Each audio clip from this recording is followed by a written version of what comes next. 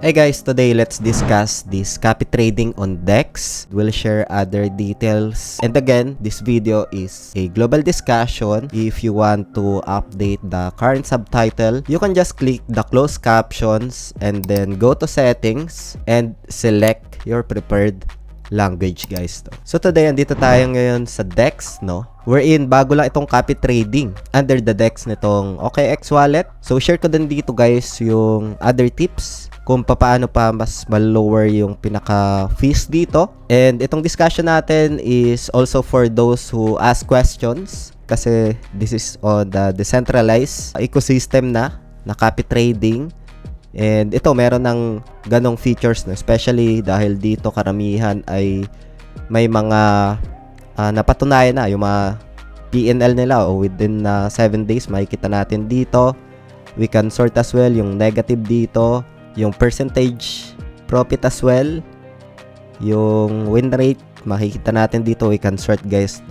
So like for example, balik natin doon sa top. Ayan, so ito yung pinaka 7 days PNL niya.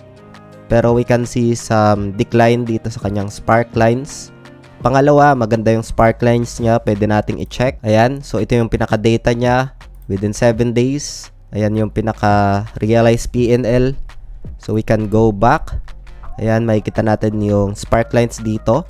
7 days profit rate, no? So dito nga ay you can just access this one. So puntahan mo lang itong copy trading tab. Pero if ever kasi guys, no, na first time mo lang ito mapuntahan, so you can just visit naman yung official global link sa description ng video na ito. And then to lower yung fees, punta ka lang dito sa may referral tab. Ayan.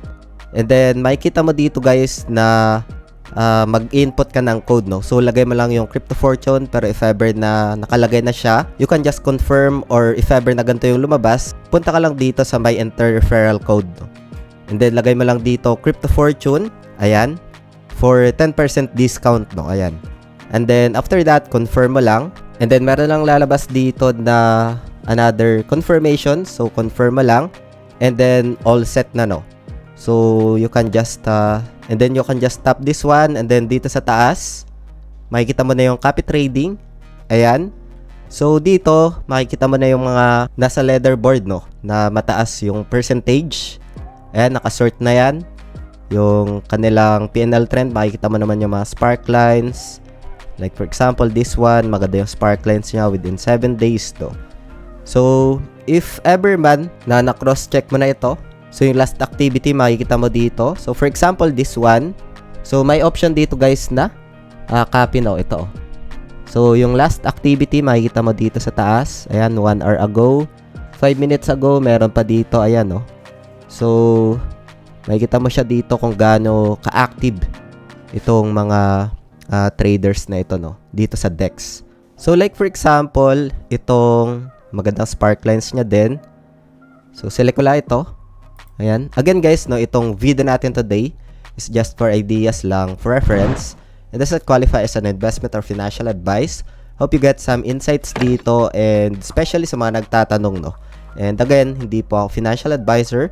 And kung meron kayo mga questions, feel free to comment lang sa comment section ng video na ito, no.